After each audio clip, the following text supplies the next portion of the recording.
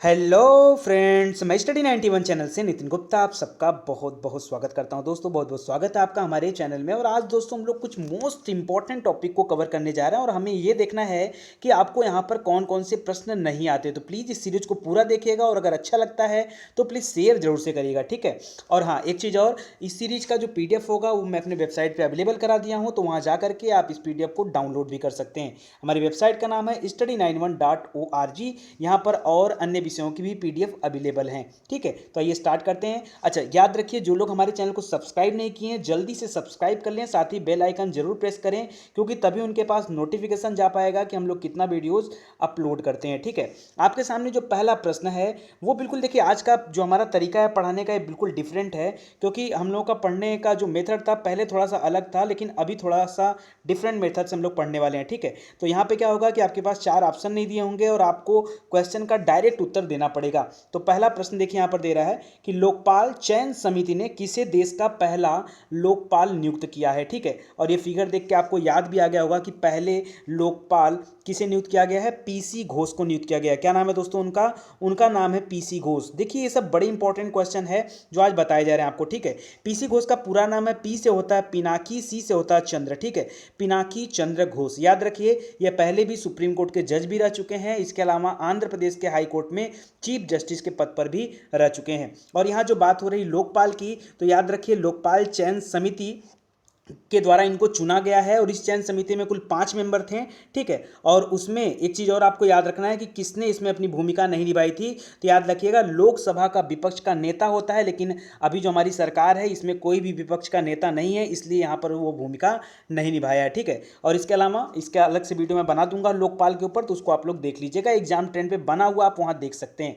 तो यहाँ के लिए फिलहाल आप याद रखिए कि लोकपाल, पहला लोकपाल किसे नियुक्त किया गया है, तो याद रखिए PC घोष को पहला लोकपाल नियुक्त किया गया है। दूसरा प्रश्न है नमस्ते थाईलैंड महोत्सव कहां संपन्न हुआ। ये सब मोस्ट इंपॉर्टेंट क्वेश्चन आपके एग्जाम पॉइंट ऑफ व्यू से, ठीक है। नमस्ते थाईलैंड महोत्सव ये कहां पर संपन्न हुआ ये आपको बताना है। तो याद रखिए दोस्तों, ये 15 से 17 मार्च को संपन्न हुआ है दिल्ली में। दिल्ली में एक जगह है साकेत, आप सभी जानते होंगे, ठीक है। काफी पॉश एरिया है, ठीक है। साकेत में एक मॉल है, उसका नाम है सेलेक्ट सिटी वॉक, ठीक है। ये महोत्सव जो है नमस्ते थाईलैंड ये वहीं पे संपन्न हुआ है, तो याद रखेगा दिल्ली में हुआ है, ठीक है। और 15 मार्च की बात करूं तो 15 मार्च को मनाया जाता है विश्व उपभोक्ता दिवस, ये भी याद रखिए। अच्छा, ये नमस्ते थाईलैंड महोत्सव जो है दोस्तों, इसमें क्या किया जाएगा, ठीक है। तो याद रखिए इसमें थाईलैंड का जो कल्चर है, थाईलैंड की वेशभूषा, थाईलैंड का रहन सहन, ठीक है, वहाँ की वर व्यवस्था, वहाँ का संस्कृति, वहाँ का खान पान, इन सभी चीज़ों से लोगों को परिचित कराया जाएगा, ठीक है।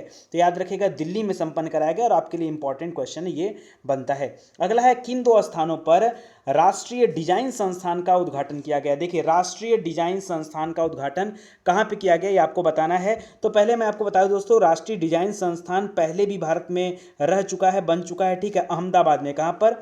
अहमदाबाद में, ठीक है। अहमदाबाद के गांधीनगर में भी उसका कैंपस है, इसके अलावा दक्षिण भारत में बेंगलुरु में भी उसका कैंपस है। लेकिन इसके अलावा अभी हाल ही में सुरेश प्रभु ने इसका जो उद्घाटन किया है, और कहाँ पे किया है, तो भोपाल में किया है, ठीक है। 2 जगह पे किया गया दोस्तों। पहला तो भोपाल में किया गया, भोपाल राजधानी आपके मध्य प्रदेश की। दूसरा किया गया जोरहाट में। कहाँ किया गया है? जोरहाट। जोरहाट पड़ता है दोस्तों असम में। ये सब मोस्ट इंपॉर्टेंट क्वेश्चन है। देखिए इसको चलाने का उद्देश्य सिर्फ हमारा यही है इस सीरीज का, कि आपको अगर पीछे की चीज़ें आप नहीं पढ़े हो तो उनको याद कर लीजिए, ठीक है। आप एक हफ्ते इस सीरीज से जुड़िए, आपको अपने आप चीज़ें अच्छी लगने लगेंगी। अगला है नए रेलवे जोन, दक्षिण तट रेलवे का मुख्यालय कहाँ पे होगा। अभी हाल ही में इसकी घोषणा हुई, आप सभी को याद होगा। दक्षिण तट रेलवे का मुख्यालय कहाँ पर है। तो अभी आपने सुना होगा कि हमारे रेल मंत्री पीयूष गोयल जी के द्वारा यह जो है अनाउंस किया गया है कि विशाखापत्तनम में एक नया रेलवे जोन बनाया जा रहा है, जो कि दक्षिण तट रेलवे का मुख्यालय माना जाएगा, ठीक है। तो कहाँ पर है ये? विशाखापत्तनम में है। मोस्ट इंपॉर्टेंट है, इसको याद रखिएगा, विशाखापत्तनम, ठीक है। चलिए आगे देखते हैं। बहुत ज़रूरी चीज़ें हैं दोस्तों, ये सब क्वेश्चन अगर आप याद नहीं किए हो तो याद कर लीजिए, बहुत ज़रूरी है। अगला है केंद्र सरकार द्वारा 100वें स्मार्ट सिटी के रूप में किस शहर को चयन किया गया है या किस शहर को चुना गया है। चलिए बताइए 100वां स्मार्ट सिटी किसको चुना गया है? तो याद रखिए शिलांग को चुना गया है। शिलांग राजधानी है दोस्तों मेघालय की, ठीक है। तो याद रखिए किसको चुना गया है? शिलांग को चुना गया है 100वें स्मार्ट सिटी के रूप में, ठीक है, याद रहेगा। चलिए मेघालय को। अगला देखिए 10वां ब्रिक्स शिखर सम्मेलन कहाँ आयोजित किया गया? ठीक है, अब आपको भी पता है कि ब्रिक्स हो गया, G7 हो गया, G20 हो गया, इन सभी का जो सम्मेलन होता है बड़ा इंपॉर्टेंट होता है, क्योंकि हमारे एग्जाम में कहीं ना कहीं यहाँ से क्वेश्चन बन ही जाता है, ठीक है। तो ऐसे में आपको बता दूं ब्रिक्स में देखिए कितने देश हैं, तो BRICS, बी फार होता है ब्राजील, आर फार होता है रसिया, आई फार होता है इंडिया, सी फार होता है चाइना और यस फार होता है साउथ अफ्रीका, ठीक है। तो कुल मिलाकर के ब्रिक्स में जो है कितने देश हैं? कुल 5 देश हैं और यहाँ पांचों देशों के जो मुख्य लोग हैं यहाँ पर ये पांचों लोग खड़े हैं, तो आपको दिख भी रहा होगा, ठीक है। लेकिन आपसे ये पूछ रहा है कि 10वां ब्रिक्स शिखर सम्मेलन कहाँ पर आयोजित किया गया है? तो याद रखिए ये आयोजित किया गया था साउथ अफ्रीका में। 2018 वाला जो था वो कहाँ पे आयोजित किया गया था?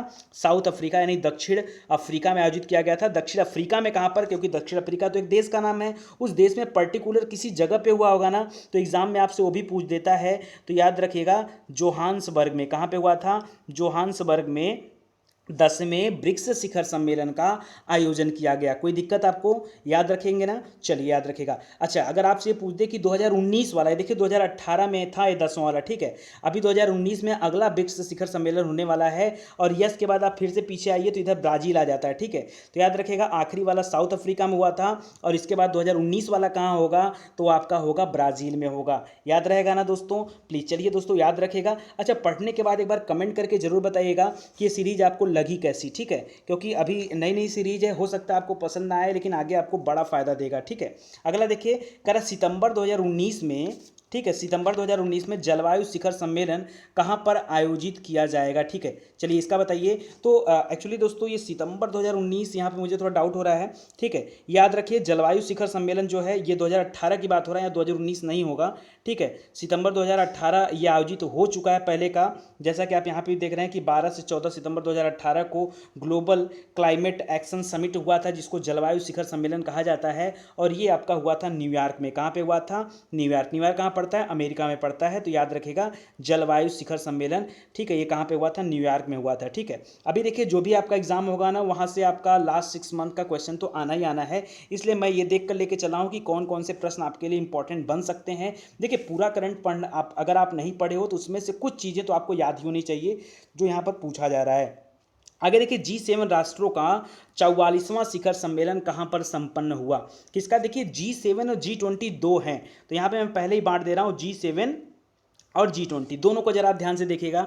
देखिए एक बात तो है कि G7 का जो 44वां शिखर सम्मेलन हुआ है यह आपका हुआ है कनाडा में। किस देश में हुआ है? कनाडा। कनाडा जो है वो उत्तरी अमेरिका का देश है और कनाडा के किस जगह पर हुआ है? तो क्यूबेक एक जगह पड़ता है दोस्तों कनाडा में। कौन सा जगह?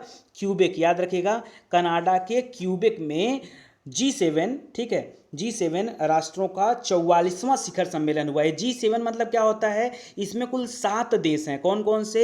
अमेरिका है, कनाडा है, ठीक है, इसके बाद यूके है, यूके मतलब यूनाइटेड किंगडम जिसको हम ब्रिटेन के नाम से जानते हैं वो है, और फ्रांस है, फिर इटली है, फिर जर्मनी और जापान। ये कुल मिलाकर के 7 देश हैं, तो इसको याद रखिएगा, ठीक है।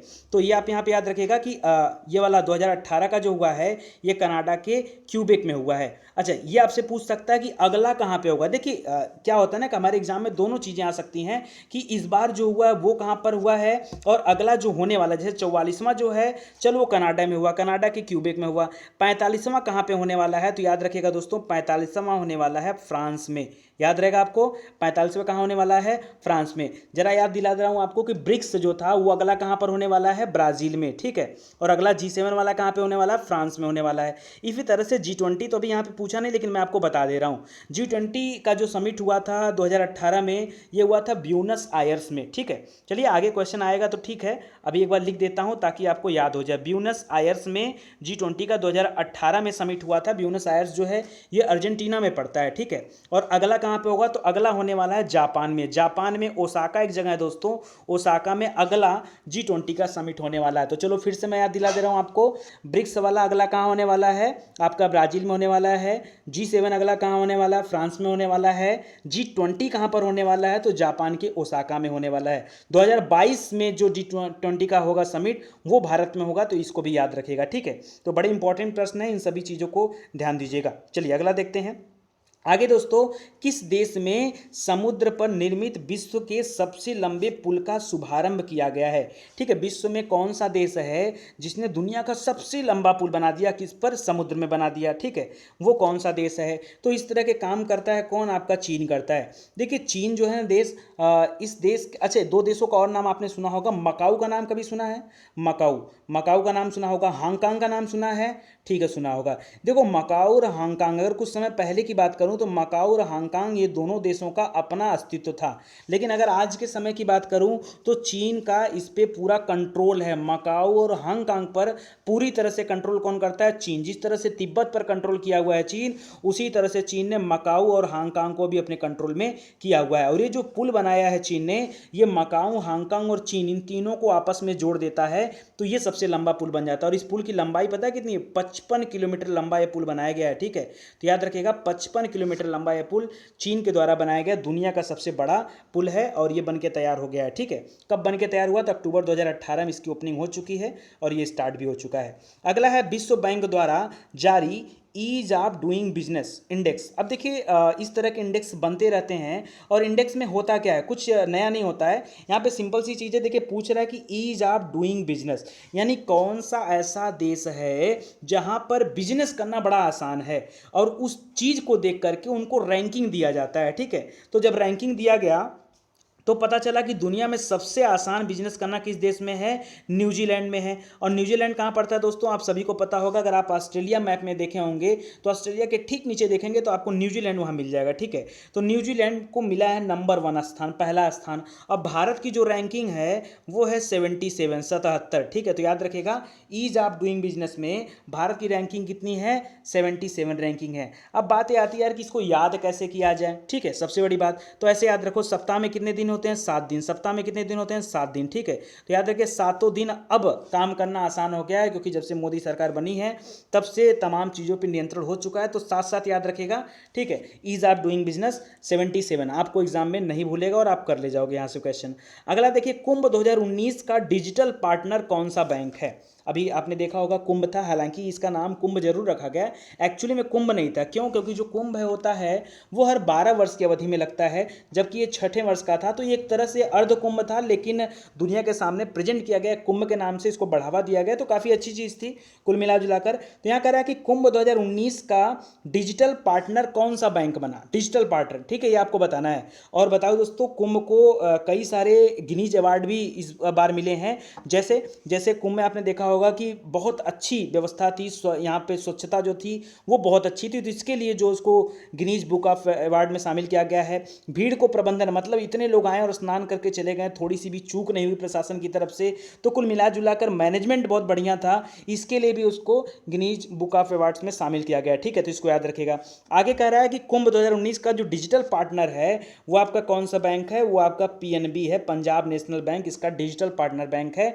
और कुंभ जब लगा था तो इस दौरान पीएनबी ने ई रुपया कार्ड का शुभारंभ किया था यहाँ पर, तो इसको याद रखेगा। योगी जी इसको लॉन्च किए थे, ई रुपया कार्ड, तो इसको भी याद रखेगा। ठीक है, चलिए अगला प्रश्न देखते हैं। अगला है, किस राज्य सरकार ने ऑर्गेनिक फार्मिंग यानी जैविक खेती करने वाले किसानों को मासिक पेंशन देने की घोषणा किया है? कौन सा राज्य है?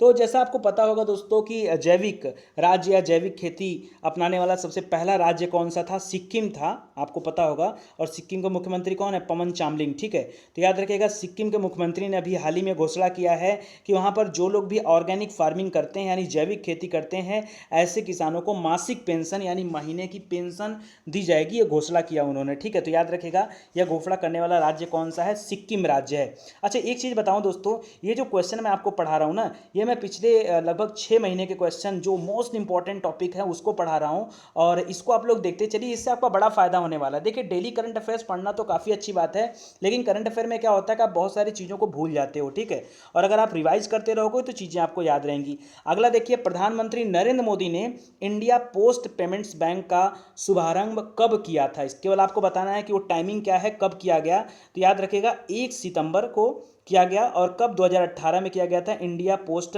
पेमेंट बैंक का उद्घाटन। ठीक है, आपको पता होगा कि जो डाकघर था, धीरे धीरे डाकघर का डाकखाना जो होता है हमारे यहाँ, ठीक है, उसकी व्यवस्थाएं धीरे धीरे कम होती जा रही हैं, उसका लाभ लोग कम ले पा रहे हैं, क्योंकि अब धीरे धीरे बैंक इतना ज़्यादा अपना रोल निभा रहे हैं कि लोग पोस्ट ऑफिस की तरफ कम जा रहे हैं। ठीक है, तो ये एक बहुत अच्छा कदम रहा, बहुत सराहनीय कदम रहा भारत सरकार का, केंद्र सरकार का, क्योंकि अगर ऐसा नहीं किया जाता तो आने वाले कुछ ही वर्षों में जहाँ तक मुझे लगता है कि डाकघर जो है वो धीरे धीरे और कमती होते जाता और कभी न कभी ऐसा आता कि जल्दी ही उसको बंद करने की नौबत आ पड़ती।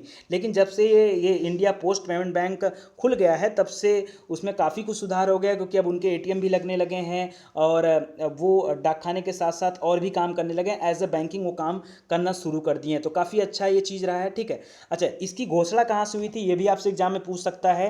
तो इसकी घोषणा दोस्तों दिल्ली से हुआ था। दिल्ली में एक जगह है ताल कटोरा स्टेडियम, वहीं से रह करके प्रधानमंत्री जी ने यह घोषणा किया था। अच्छा, एक चीज़ और याद रखेगा, ये जो इंडिया पोस्ट पेमेंट बैंक था ना, जब भी कोई योजना आती है तो सबसे पहले उस योजना को एक पायलट प्रोजेक्ट के रूप में लागू किया जाता है। पायलट प्रोजेक्ट क्या होता है? पायलट जैसे मान लो आपने कोई प्लानिंग बनाया कि यार हमको ये काम करना है। ठीक है, तो सबसे पहले आप क्या करते हो? ट्रायल करते हो। ठीक है, कि देखता हूं करके ये काम सही होता है कि नहीं, सक्सेसफुल होता हूं कि नहीं, तब उस काम को आगे बढ़ाया जाए। तो पायलट प्रोजेक्ट के रूप में इस योजना को सबसे पहले शुरू किया गया था झारखंड की राजधानी रांची में और छत्तीसगढ़ की राजधानी रायपुर में। ठीक है, इन दोनों जगह पर एक पायलट प्रोजेक्ट के रूप में इसको शुरू किया गया था और जब पता चला कि यहाँ पर चीज़ें सक्सेसफुल थी, बहुत बढ़िया थी, तो इसको ऑल ओवर इंडिया लागू कर दिया गया। कब? 1 सितंबर को 2018 को। ठीक है, देखिए बड़ा इंपॉर्टेंट सीरीज है, मैं बार बार आपसे कह रहा हूँ, ज़्यादा तो नहीं कहूँगा लेकिन 20 क्वेश्चन मैं लेके आऊँगा, डेली लेके आऊँगा, तो इससे क्या होगा कि आपकी स्थिति में काफ़ी सुधार हो जाएगी। ठीक है, आगे देखिए, डीएनए सूचकांक प्रणाली प्रारंभ करने वाला भारत का प्रथम राज्य कौन सा है?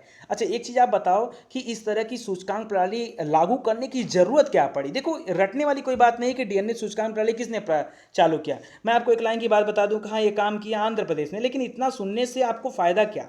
आप एक बार सोचो ना कि इस तरह की प्रणाली क्यों शुरू की गई। देखो, डीएनए के थ्रू आपको पता है कि किसी व्यक्तियों की जांच पड़ताल की जा सकती है। आपको पता होगा जब किसी की मर्डर, किसी का हत्या हो जाता है तो वहाँ पे जो टीम आती है जांच पड़ताल करने के लिए, वो एक एक सबूत जुटाती है और उसमें जो सबसे मायने रखने वाला सबूत होता है वो होता है डीएनए, क्योंकि सभी व्यक्ति दुनिया में जितने व्यक्ति हैं उनका डीएनए अलग अलग है। तो ऐसे में आंध्र प्रदेश की सरकार ने इस चीज़ को ला करके ये दिखाना चाह रही है कि वहाँ पर जो पुलिस व्यवस्था है वो एकदम टाइट हो जाए, जो कानून व्यवस्था वो मजबूत हो जाए और अपराधी जो हैं उन पर जो है कमी लाया जाए। क्यों? क्योंकि ये डीएनए टेस्टिंग उनके ऊपर किया जाएगा ताकि एक एक को हम लोग आराम से देख सकें। ठीक है, तो काफ़ी अच्छी योजना ये रही है और आंध्र प्रदेश के द्वारा ये शुरू किया गया और इसके लिए एक स्पेशल उपकरण का भी इस्तेमाल किया जा रहा है जिसका नाम है रैपिड हिट। क्या नाम है?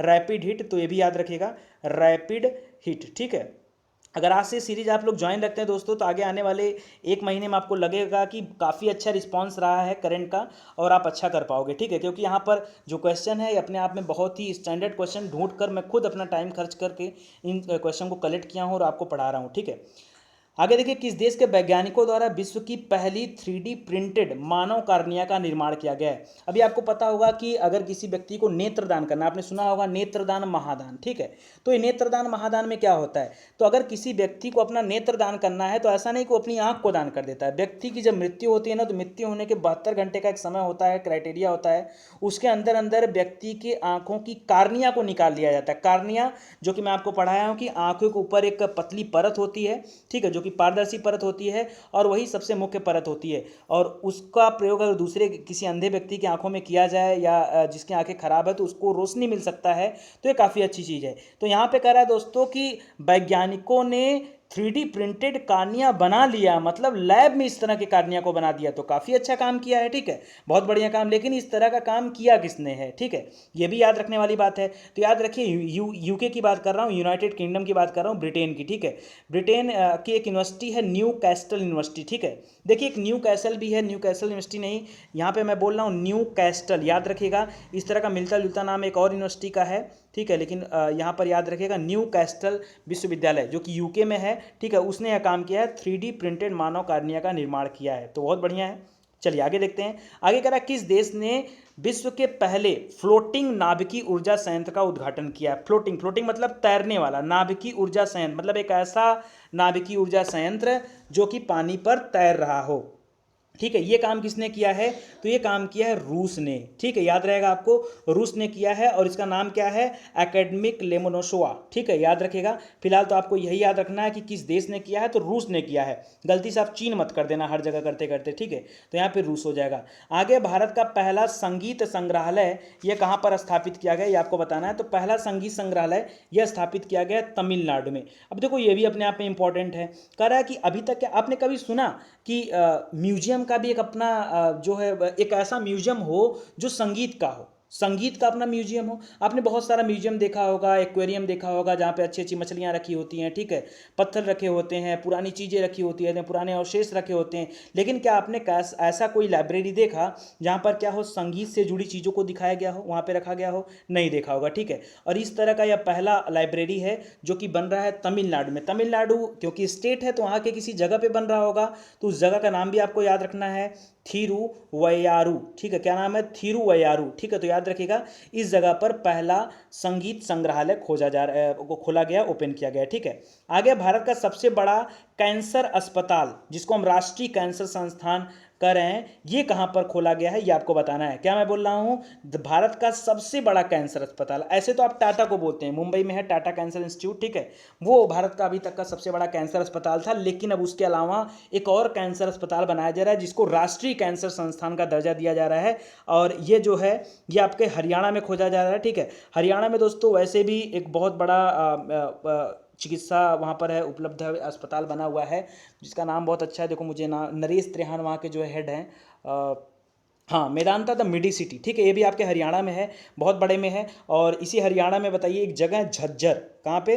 झज्जर, जहाँ पर ये नेशनल कैंसर इंस्टीट्यूट खोला जा रहा है, झज्जर में। ठीक है, हरियाणा के झज्जर में ये खोला जा रहा है, याद रखिएगा, बड़ा इंपॉर्टेंट है। आगे देखिए, प्रथम भगवान महावीर अहिंसा पुरस्कार किसे दिया गया? अभी हाल ही में आपने सुना होगा कि पाकिस्तान से मुठभेड़ के दौरान ये समस्या आ पड़ी थी कि हमको एयर स्ट्राइक करना पड़ा। ठीक है, और एयर स्ट्राइक के दौरान क्या हुआ था कि आपने नाम सुना होगा विंग कमांडर अभिनंदन सिंह का। ठीक है, अभिनंदन सिंह गलती से पाकिस्तान में चले गए और वहाँ पर उनके साथ काफ़ी सारी बदसलूकियाँ भी हुई। खैर, जो भी हुआ, वहाँ से वो उनको वापस लाया गया काफ़ी सारा दबाव बनाने के बाद, तो आ गए। ठीक है, और इसीलिए उनकी वीरता के लिए काफ़ी अच्छा काम था, उनकी वीरता के लिए उनको यह पुरस्कार दिया गया। तो बहुत इंपॉर्टेंट है, आपके एग्जाम में आ सकता है। और यह भारत का पहला पुरस्कार है इस तरह का। ठीक है, भगवान महावीर अहिंसा पुरस्कार। ठीक है, और ये किसको मिला है? तो विंग कमांडर अभिनंदन सिंह को बना है। तो आज के लिए आपका आखिरी क्वेश्चन ये रहा कि भीमराव अंबेडकर अंतर्राष्ट्रीय हवाई अड्डा ये कहाँ पर है? इस तरह के क्वेश्चन, देखिए कुछ स्टैटिक क्वेश्चन भी मैं यहाँ डाल के रखूंगा ताकि आप जो है उसको भी पढ़ते चलिए।